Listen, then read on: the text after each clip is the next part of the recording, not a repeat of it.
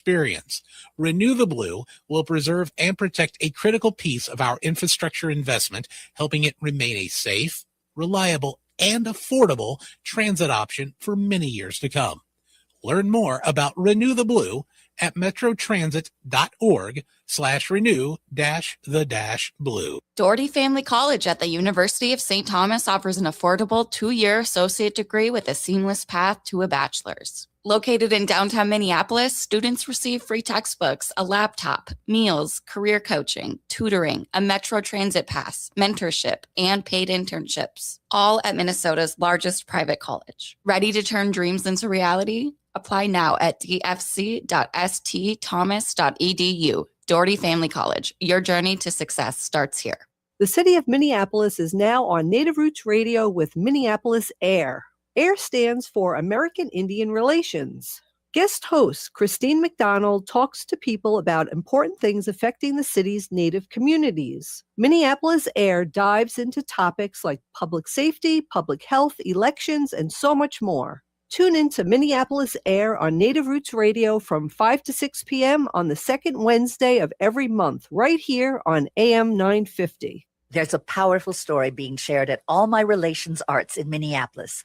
Unchi Said So, a solo exhibition by Danielle Seawalker, brings forward Native stories shaped by collective identity, generational knowledge, and teachings passed down through community. Through bold color and portraiture, this work honors the significance of grandmothers in Native culture while reflecting the idea that sovereignty begins at home. On view now through June 6th. Plan your visit today at allmyrelationsarts.org. With your AM 950 weather, I'm Patrick Lilia. Showers and storms possible in the evening. Some could be severe with an overnight low of 51. Then Tuesday, cloudy with a high of 69.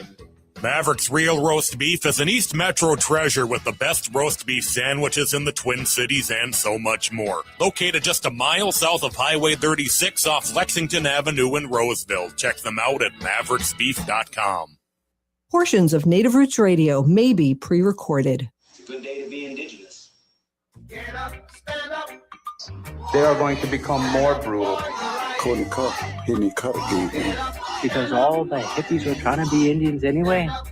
They're going to become more repressive because it's a matter of dollars and their illusionary concepts of power. Hey, Victor. We must live in balance with the earth. And also with recent happenings at Wounded Knee. I am awake. Welcome to Native Roots Radio presents I'm Awake, and I'm your host, Wakanja Hade. Hey, Kadagi to all my friends and relatives in 4 directions. You are listening to Native Roots Radio presents I'm Awake, and I'm your host, Robert Pilot. Hey, we discuss local, national, Native news and events, and as you know, Native issues are human issues, and human issues are Native issues. Hey, today we want to welcome Maria Issa Perez-Vega, Minnesota State Representative candidate for Ramsey County Commissioner, and talking a little bit about this past weekend and her vision for the communities right here in the Twin Cities. And then up next after that, David Joe Bates, we're going to be talking about what's happening in Line 5. So before any further ado, let's bring our friend on. Wow, great to see you again. Thank you so much for coming on Native Roots Radio. Absolutely. Thank you for always inviting me here. It's home. It's home. Yes, it is. Hey, should we talk about this past weekend? I became a delegate. Hey, well, muchas gracias. I appreciate you taking forth in the steps as we are not just protecting democracy, we're saving it with these actions of continuing our convention process. Yeah, definitely. Well, I really appreciated your speech and your energy yesterday. I was at 64 A and B convention. It was really warm there, but it was also very cool. It was very cool, and you were a big part of that. And there was a lot of other things happening, and a lot of other people that I really look up to that were there too. Yeah, it was definitely hot. I didn't think folks. Even myself expected 80 degrees, and it felt like 90 degrees inside of Central High School. So when I was going around, I had a constituent pass me a fan, a hand fan, something my grandma always used to put in her purse going to church. And I would telling folks, we don't want any ice around our communities, but we definitely want some air. Yeah. And and a conversation to be held with our school board directors that were there too. We Yeah. need some more air conditioning in our schools. Well, I appreciate, and I got you for a couple segments, but I appreciate what you've done at the Minnesota House. And let's talk a little bit about that. And then I really want to deep dive into your candidacy and what's going on, and talk to our people out here. And it was a great time again seeing you this weekend and all the other candidates. But you were definitely one of the stars. So big Peeny Gigi. Appreciate that. It's just trying to be the glitter in the war right now. At the State House, I've been here for 2 terms. Been honored to represent District 65B of our capital city of St. Paul, the neighborhoods of the West Side, the neighborhoods of downtown, a little bit of West 7th, Capitol Hill, where I'm standing in right now, and a little bit of the East Side, and half of the city of West St. Paul of Dakota County. So I've been representing 2 counties and 2 cities, 2 departments. If you kind of times 2 school districts, 2 fire departments, 2 police departments, 2 county departments of sheriffs, and everything that comes amongst the jurisdictions of state. And I'm ready to drive this energy into my neighborhoods that have raised me at the county. I've sat on children and families for 2 terms here at the state. I'm just leaving my children and family caucus right now. I've sat on capital. I'm currently sitting on capital investments so that we can continue to support the vitality of my district, and particularly for downtown and the infrastructure of our roads so that we can get more affordable, accessible transportation. I've been able to work on the vitality in my first term, delivering $6.2 million to River's Edge, a downtown project that's led by Ramsey County. It was successful in getting that first phase done. And now, I'm taking my hat to no longer run for this seat in the state and driving it to the county, because I've been able to lead in children and families to deliver over $2.4 million to emergency assistance for housing and SNAP. And with these federal cuts right now, it's going to be important to have the energy that I brought to the House on the local blocks to make sure that we have sustainability and are built set to keep rising, and not no more sinkholes, so to say, Robert. Yeah, and I really, really appreciate that. And one of the things that I appreciate too is your energy, and we need energy, and we need good energy to move forward and do these things for all people here in Ramsey County and the state of Minnesota. That's right, and my partnerships with what I've been able to do at the state as the chair of the St. Paul delegation in Minnesota House. I entered in my first term as the vice chair, appointed the vice chair because of that energy, and appointed chair, which could have easily gone in support to our current mayor right now, who I advocated for her to be the chair. And she said, no, I advocate for you. And this was before even thoughts of having a new mayor in there. And so, I built these partnerships with my colleagues at the state, as well as with the Association of Minnesota Counties and our local state and county government. I've got support from all levels, and that's what it's going to take for our local impact. Is going to be one, knows what they're doing, has the lived experiences. I'm a type 1 diabetic who's had to navigate through county services as a teenager and as a young adult, and a high risk diabetic mom who has a nice 7-year-old girl who's being raised in our St. Paul public school systems. And especially with this Operation Metro Surge, I've been on the front lines with my neighbors,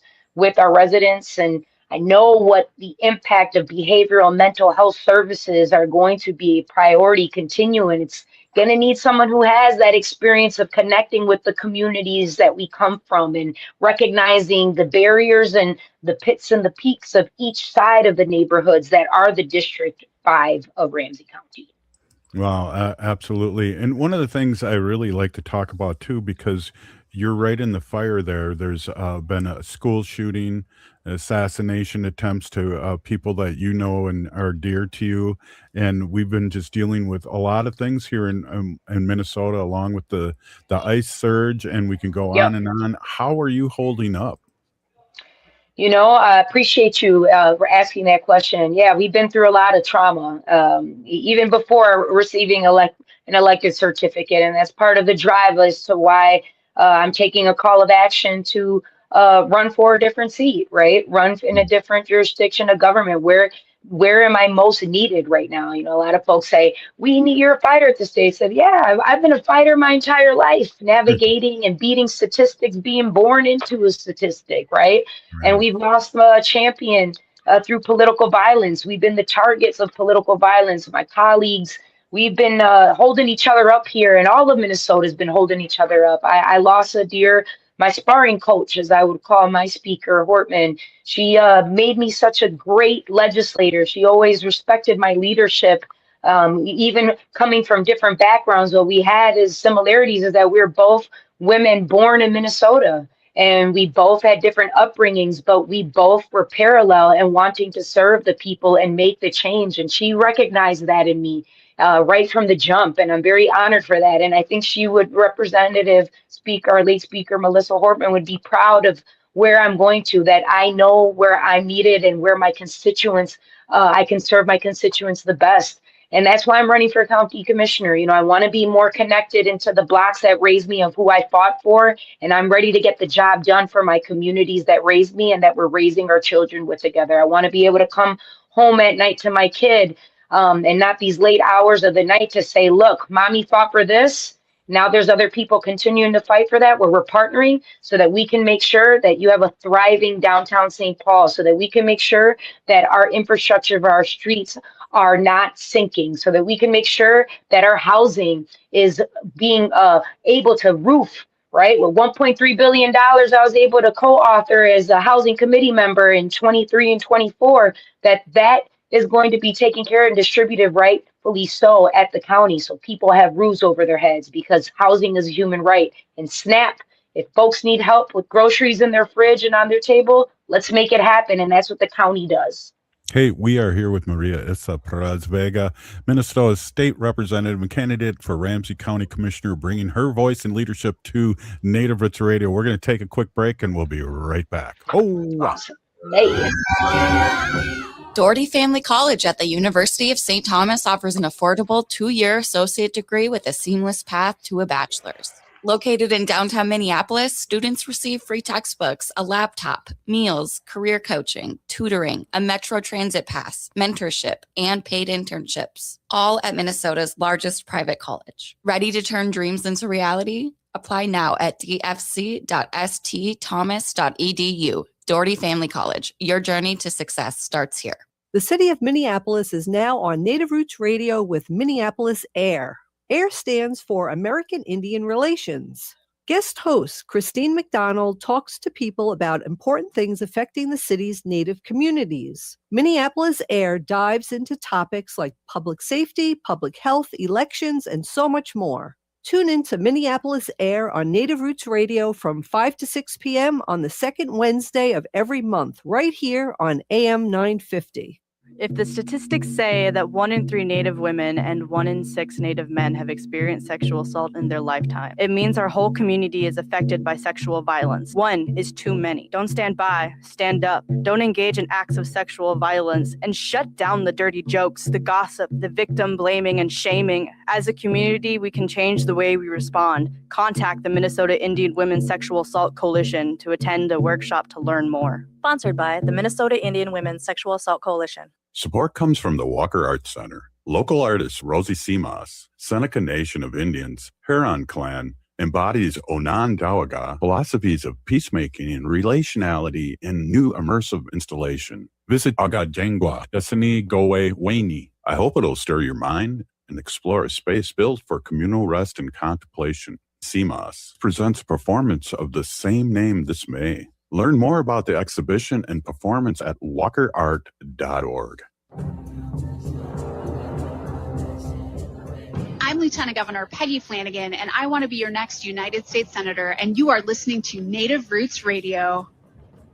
Welcome back to Native Roots Radio presents I'm Awake, and this is Robert Pilot.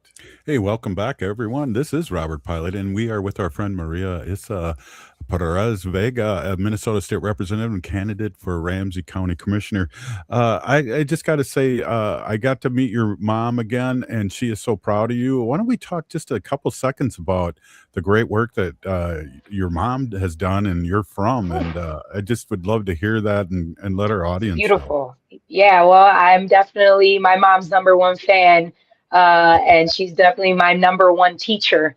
My mother, Elsa Vega Perez, amazing Boricua, New Yorican, who migrated to the Twin Cities with my father, Puerto Rican, Brooklyn, Vietnam veteran, was drafted to Vietnam War, and after he came back from his serving his term over there back in 72, he decided they married in New York City and they made way to good old Minnesota in 1973 due to the movements here, right? My mother is a young lord, an advocate for Puerto Rican human rights, for housing justice back in Lower East Side and Spanish Harlem, throughout the boroughs of New York City, and found home here in Minnesota, in St. Paul.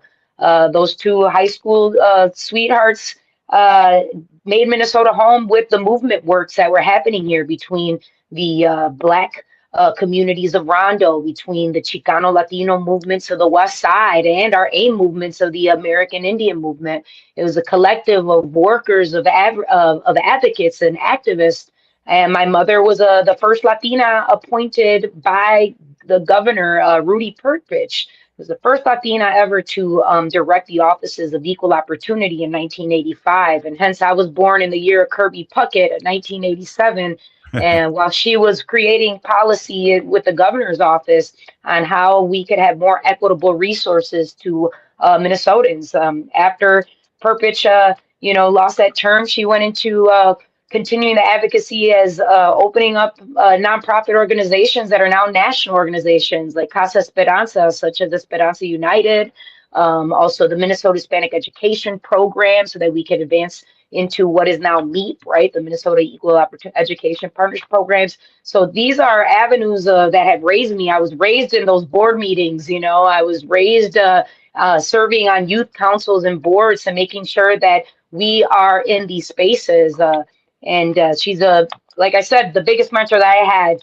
I was reviewing budgets when she was back in the Bremer Foundation. She was a senior program officer in the 90s, and I did a lot of traveling, not just in Minnesota, but throughout the Midwest to our reservations and our tribal nations, meeting with the kids, meeting with elders, meeting with the presidents and the chiefs, looking at budgets, reviewing. Those are the things that most kids at 12 aren't doing. But my mom would say, you've got to learn about this, because if we don't fight to get what we deserve, no one else will. And here I am now, a legislator, fighting my best to be a county commissioner, so I can have my eyes and my pen on the budgets to make sure that we, as our communities, the BIPOC communities, are not left out of the resources of our taxpaying dollars. Yeah, excellent. And I became a delegate, which is just amazing. And I'm going to be doing all the things that delegates do for my district. So I just I'm going to be able to see you more often. Tell me a little bit about what Ramsey County commissioners do, because I don't know if a lot of people know what they do. Ramsey County commissioners, it's kind of like the best kept secret, I should say, county board when it comes to government, but it shouldn't be a secret. And that's what I look forward to, opening up the opportunities for our communities to know that there is a direction of outreach for them in the county leadership when it comes to housing assistance, when it comes to medical assistance and Medicaid. The county board is who distributes those funds for the most necessary and emergency essentials of what human services are. It also administers everything from county roads and transportations and the partnerships with Metropolitan Council, the Met Councils, when we think about accessible transportations in our railroads, right? Accessibility for those who are disabled. When you need something, the first person that you are going to interact with are county workers, right? And so the county commissioners who's administering the budget for those projects when it comes to infrastructure, right? When you think about we need rapid transit, right? Well, we need to make sure that there is accessibility for all folks, Right. all constituents, all residents with their tax-paying dollars. And the budget of a county board is $1 billion. Is about $1 billion each cycle, each year, which is 50% made out of our property taxes that we pay in the county, and another 50% between the state and federal funding. And right now, with this federal administration that is a circus, so to say, is a disappointment with the leadership of the federal administration right now. It's going to be really important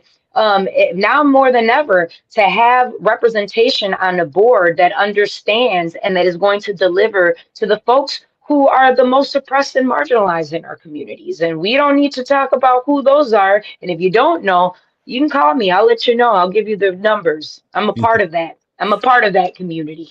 I hear you. You know, it's interesting you talked about transportation, and not that redlining still going on, but there's places in the east side that you cannot get transportation, and those are the people that need it the most and that are saving energy and and things like that. Oh, absolutely. West Side, when you think about our Dayton's Bluffs community, and East Side, when you think about our Dayton's Bluffs community, and the West Side, Barrio, the district del Sol. That 75 bus that was in front of my parents' house when I was growing up, it's it's not even the progression on there. We need to make sure that there's accessibility to that, and our train station, our public safety. We've got our sheriff's department. When we talk about what does safety look like and what are those resources for mental health and behavioral health, when you go downtown off the Union Depot, we're seeing a lot of the substance abuse. And that's not to say that those aren't residents in our constituents. They need help. Substance abuse is an illness. And we need to make sure that all of the sectors of policy are flowing together in a circle, that if people need help addressing this, that needs to be a safety protocol with healthcare, right? That needs to be able to have vocalized of outreach from the community members that are saying, we need help. Our businesses are suffering because there's an opiate crisis right in front of here. It's not arresting people isn't going to be the solution here. It's how do we work with our public safety and our healthcare and our district councils, our neighborhood councils, to be able to say, this is what's worked in the past. And this is what hasn't. And we can't be funding the programs that haven't worked. We have to have creative initiatives, creative economic initiatives, creative vitality that are going to be able to build a tax base so that our property taxes aren't being raised, because we don't need any more displacement and homelessness. So, I would love a whole hour to talk about what we can do at the county. I'm grateful that you're inviting me to speak a little bit about today, but I want folks to reach out to my campaign at votemariaisa.org. I'd love to have a one-on-one via Zoom or a coffee chat. Robert, I make time because it's about we building a better county together. That's awesome. That's so awesome. And again, one of the things, I know you're a well-rounded person. I know you're a musician, and you'll be speaking for the people, and that's what I really, really enjoy about you. We got about a minute and a half left, and I would love, again, maybe you to bring up how people can support you and find out more information about you again. Absolutely. You can learn more about my candidacy at votemariaisa.org. That's my website. I'm having 3 different events this weekend with my campaign on Let's Chat with Maria Issa for Ramsey County. That's going to be, we have the first one at Icy Cup, our seasonal ice cream shop, my favorite on the west side on George and Stryker is opening up on the 17th. And I'm going to be there. So come get an affogato or a coffee on the team from 1:30 to 2:30. And then Saturday, we're going to be at Quixotic over in Highland Park, right there off of Cleveland Avenue and Ford Parkway. You can catch me there. You can also catch me at Lost Fox on Sunday in Lower Town. And it's going to be a quite exciting event. And tonight, I will be at the White Squirrel DJing from 9 to 10 p.m. in district because we need to make sure that the arts scene is vibrant. We've had that, our Lower Town Art District, where I've seen you at the art crawls, Robert, all the way to West 7th. It's so important that we support what our community has been thriving in and has been needing a boost. I come from the arts community. I know that arts helps our children as a youth worker. I know that arts is the entrepreneurship to help our businesses stay open, whether it's on West 7th or East Side, right on 7th Street in Payne. So these are the opportunities to come and check me out. And I like to bring fun because, we've been in dark times, but we can't stop living, and we've got a future to maintain, a future to fight for. Absolutely. Hey, I want to say a big pinigi to Maria. It's Perez-Vega, Gracias. Minnesota State Representative and candidate for Ramsey County Commissioner. Thank you so much for being on Native Roots Radio. Thank you, Native Roots Radio. I appreciate you always. La Boricua. Palante. Thank you. We'll see you soon. Hey, this is Native Roots Radio, and we'll be right back after this short break. Please stay with us. Hoa!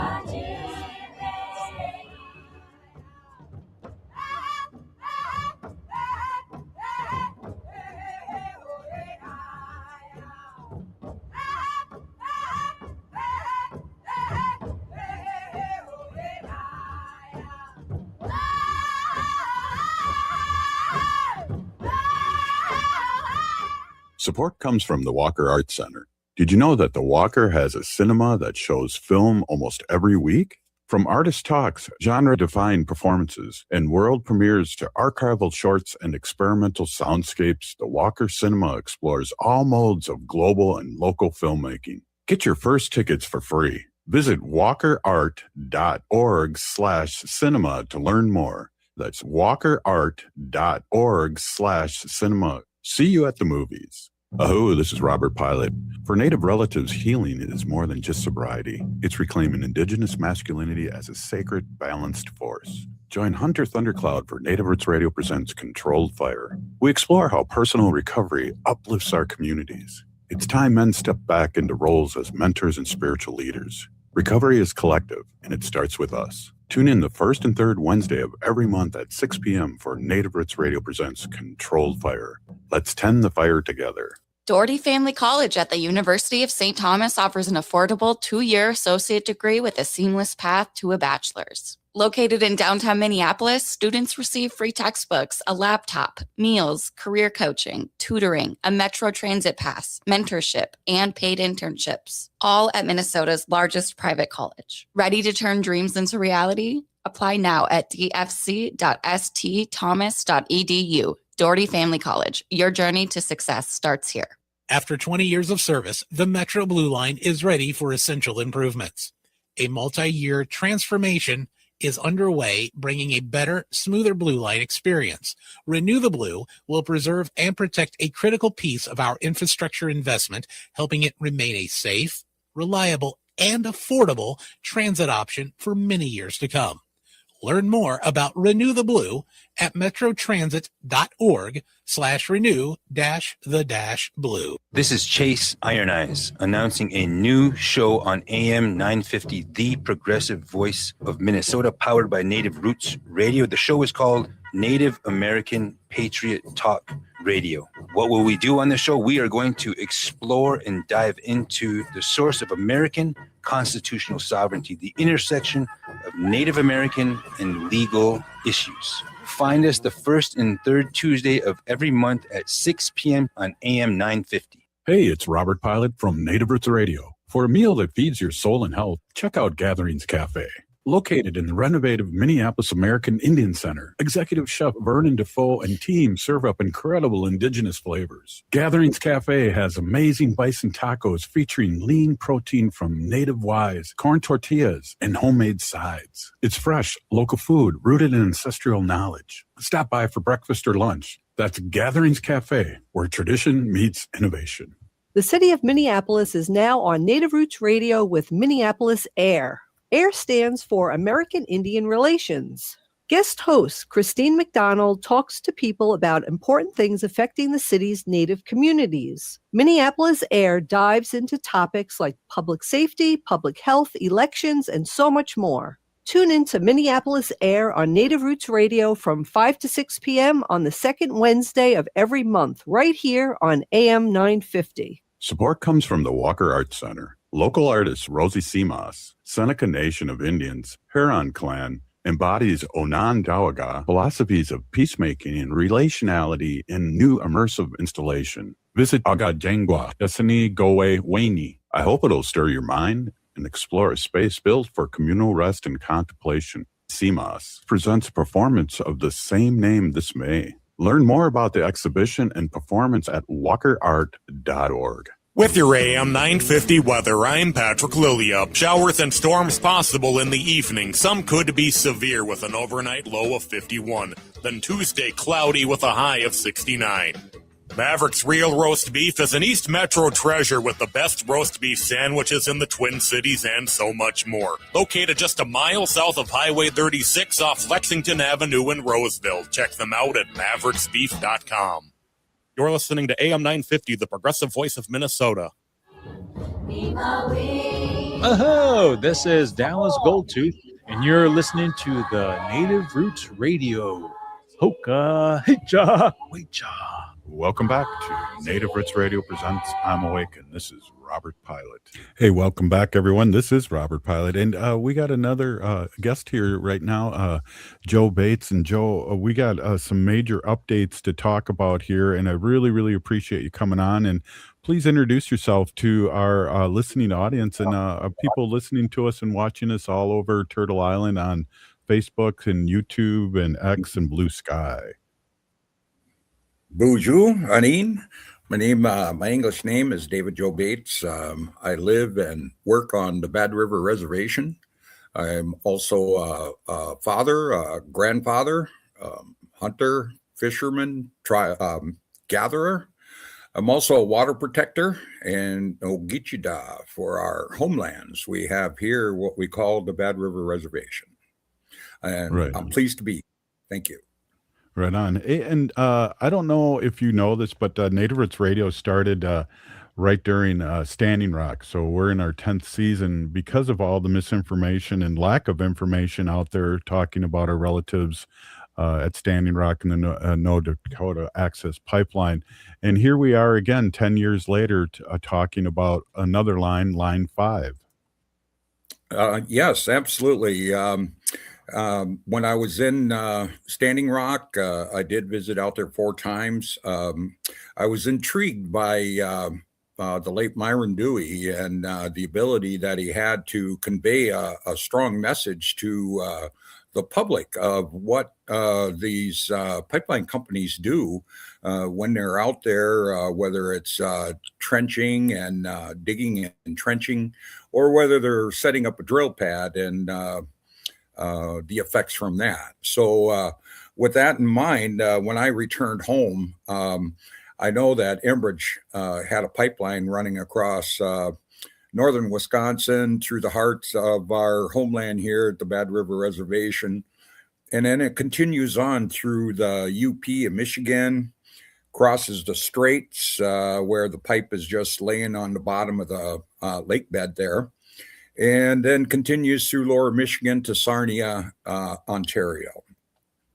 And we did not have the ability to have the eyes on of what Enbridge was doing. So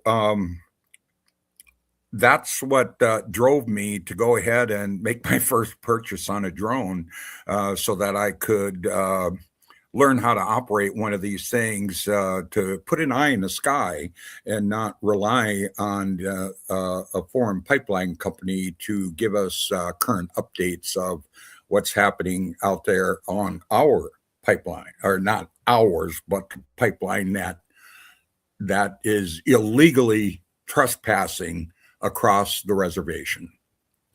Well, one of the things we've always talked about here, and I have some statistics in front of me right now, Line 5 has spilled 33 times and at least 1.1 million gallons along the length since 1968. And pipelines leak, and we know that. And we talk about that a lot here on Native Roots Radio, and I'm glad we're on talking about it again.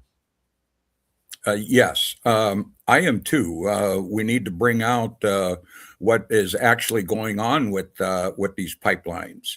For instance, currently we have a stay that is going to be heard again on the 16th of April concerning the permits that were issued by the DNR. There's also currently 4 other permits that are going to be required that Enbridge failed to apply for. And so there's going to be a public hearing. It's only a zoomed-in public hearing on April 22nd concerning those 4 permits that Enbridge needs.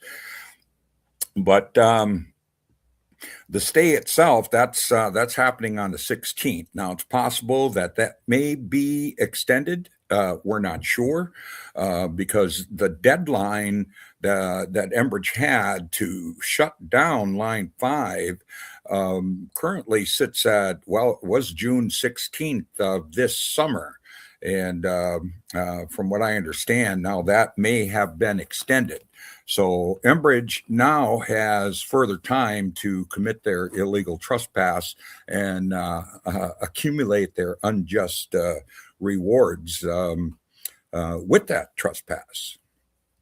Yeah, absolutely. And one of the things that's really interesting to me is that we're going through this again. We have a foreign company coming in and raising heck on our reservations, and we have complicit people and politicians and people that that could help us are complicit, and we need to out them. And we had our issue too with a Line 3 here in Minnesota, and that was insane because it went over 4 aquifers, and there was spills, and there were things that chemicals that were going into the beginning of the Mississippi River that we had no idea about, and no one was telling us. But thank goodness there's some people up there also with drones.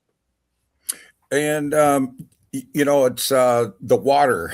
That's another issue that we have because currently, also at 5 p.m. on the 16th, the Public Utilities Commission here in Ashland is going to be looking at an agreement and make a recommendation on whether to accept the agreement to sell water from our municipal water system to Enbridge.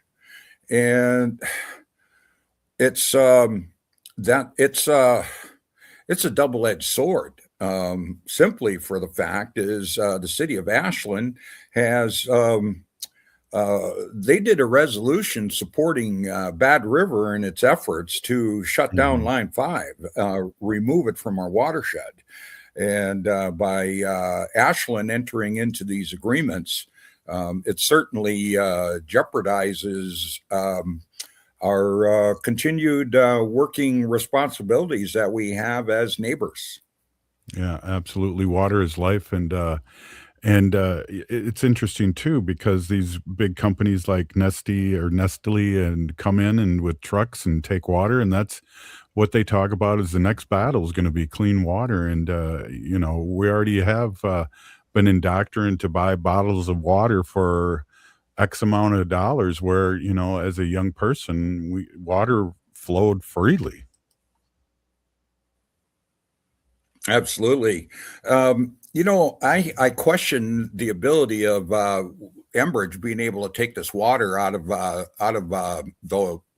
the city of Ashland's water system, because the water system that we have here, it all comes from the Chequamegon Bay, which is part of the Lake Superior. Now, they're going to be extracting, I believe, somewhere's up to 7 million gallons to do some water tests. And we had a case not long ago, a number of years ago, where we had a lady that wanted to bottle some artesian water on her property. And of course, the artesian water, the source of that is is near the Lake Superior Basin. I mean, it is the Lake Superior Basin. It's in a small town on the south shores of Lake Superior. And her case went all the way up to the state Supreme Court, where they rejected to hear her case because she was not allowed to take water from our Great Lakes Basin and turn around and use it for her own profit. Now, Enbridge is going to be doing something similar there, where they're going to be taking our water out of our lake system here, and they're going to be using the water there again for their own profit. And currently, like I had mentioned, they're already in a stage right now where they're generating millions of dollars on a daily basis through their illegal trespass that's being allowed by the federal court. And we haven't even talked about, I know there's, with the climate change and water going down and not as high as it usually is, we have these pipes that are hanging out precariously that could break any time, that are by the shorelines. Can we talk just a little bit about that? Certainly. Actually, this afternoon, I took a drone flight just within a couple of hours of the show here, where I flew my drone out over the meander. Currently, the meander is well, that's the topic. That's the hot spot right there. At one time, our shoreline of the Bad River was over 300 feet from this pipeline. Now we are down to just 10 feet. Wow. 10 feet and possibly less than that after this high water that we have right now. The river is approximately 10 to 12 inches from going over the bank down at the meander. And so even at that, as the water recedes, the riverbank itself is going to slough off further closer to the pipe. From my vantage view that I had today, and I zoomed in, I could see an enormous amount of topsoil hanging over the bank of the river itself. Anytime now, that is all going to slough off, and then that riverbank is now closer to the pipeline itself. And a lot of these pipelines were built in 1953 and have been aged and should have been out of commission, 23 years ago at least? Yes, this particular pipeline was installed started in the 1950s. It was put into service in 1953. And I'll bring this up right now. Currently on my tool line that I have on the bottom, I have a stock thing in there, and I'm seeing that Enbridge is down 1.58% today. That's Enbridge stock. So I do like that.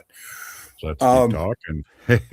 Hey, why don't we take I'm here with David Joe Bates, and we're talking about, he's a Bad River tribal elder, and we're talking about Enbridge again. And we want to just let everybody know what's going on in Turtle Island. And let's stick around for another segment with him and talk this out. Hey, this is Native Roots Radio, and we'll be right back.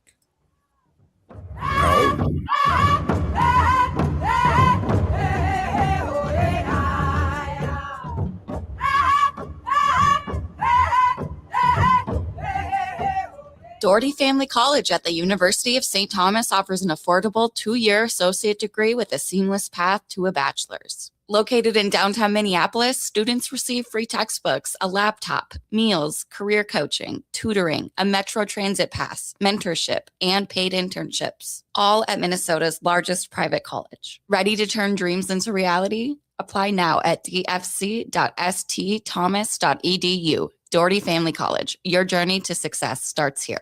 Support comes from the Walker Arts Center, an art space that's more than the spoon and cherry. Galleries celebrate contemporary visual art, including indigenous artists like Edgar Heap of Birds from the Cheyenne and Arapaho nations, and Jim Deminy from the Ojibwe Nation. Additionally, film screens, cinema, and performances are shown on stage. And the Walker is free every Thursday night and free every day for citizens and members of tribal nations. Learn more at walkerart.org. The city of Minneapolis is now on Native Roots Radio with Minneapolis Air. AIR stands for American Indian Relations. Guest host Christine McDonald talks to people about important things affecting the city's Native communities. Minneapolis Air dives into topics like public safety, public health, elections, and so much more. Tune in to Minneapolis Air on Native Roots Radio from 5 to 6 p.m. on the second Wednesday of every month, right here on AM 950. There's a powerful story being shared at All My Relations Arts in Minneapolis. Unchi Said So, a solo exhibition by Danielle Seawalker, brings forward Native stories shaped by collective identity, generational knowledge, and teachings passed down through community. Through bold color and portraiture, this work honors the significance of grandmothers in Native culture while reflecting the idea that sovereignty begins at home. On view now through June 6th. Plan your visit today at allmyrelationsarts.org. Hi, it's Dr. Evan Adams, and you're listening to Native Roots Radio. Hey, Victor, you better be listening. In this portion of the show, we'd like to bring awareness to our wolf and bear populations throughout Turtle Island. Say no to the hunts.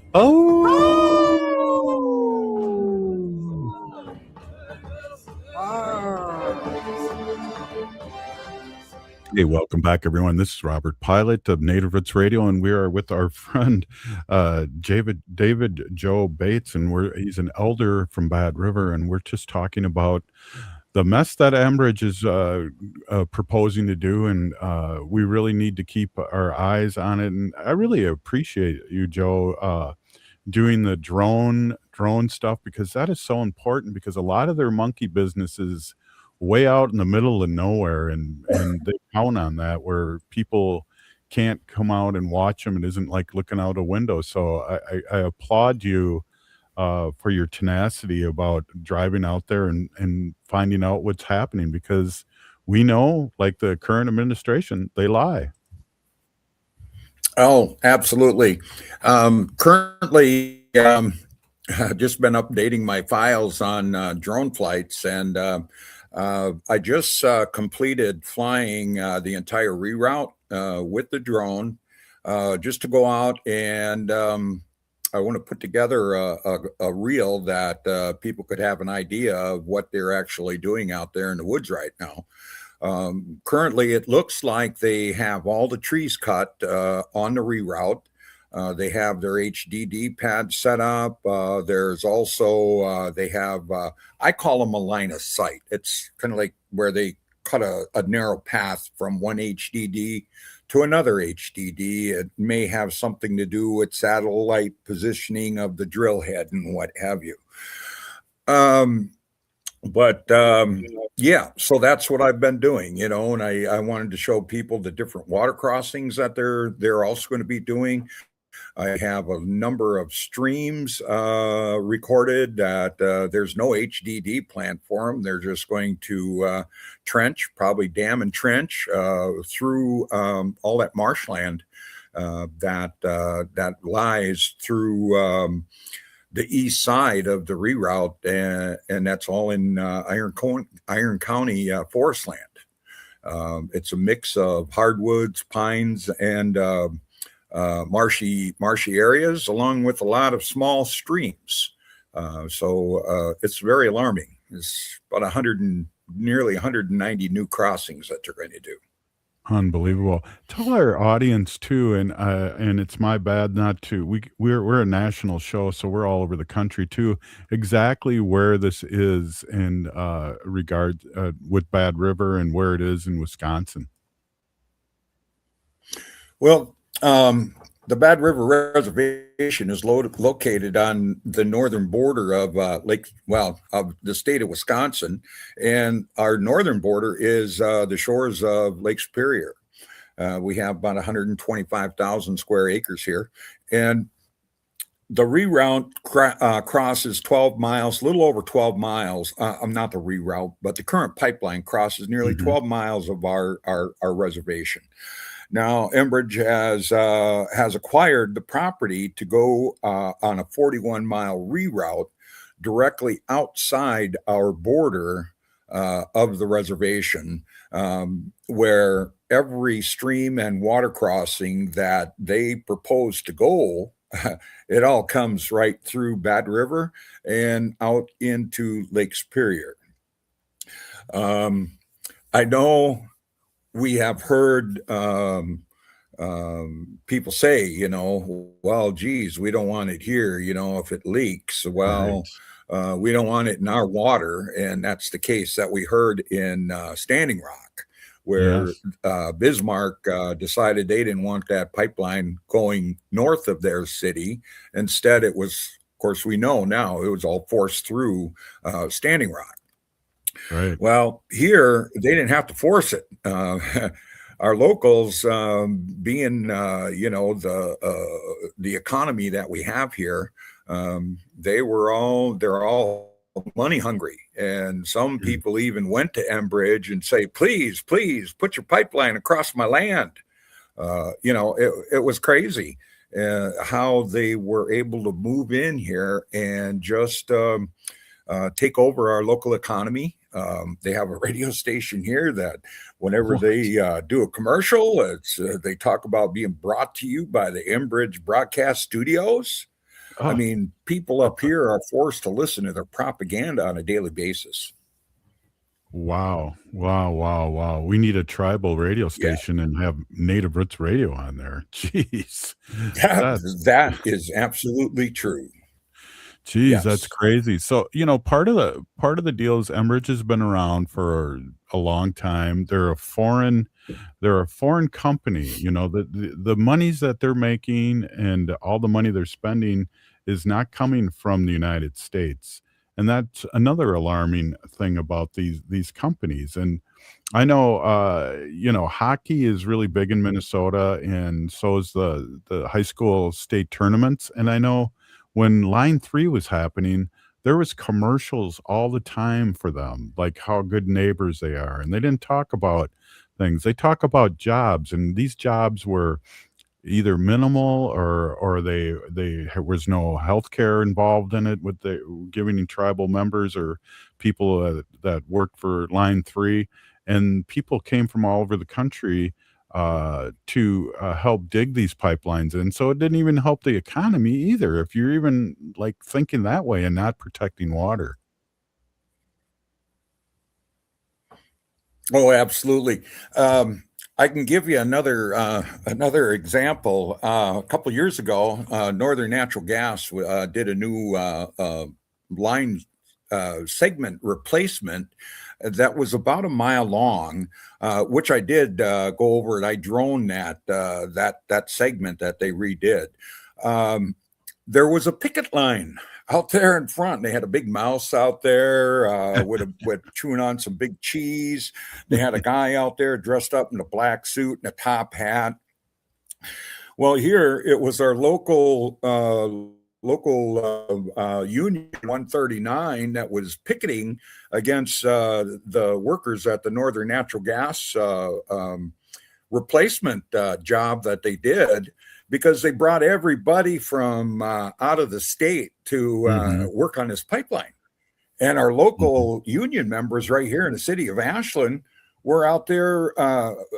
They were out there protesting to work on that pipeline. Yeah. It's crazy. Yeah. You can't expect Enbridge to do any different. When I go out, and even now, I know we have a local company that's been doing the tree cutting, but when they actually start the work, the majority of those workers are coming from out of state.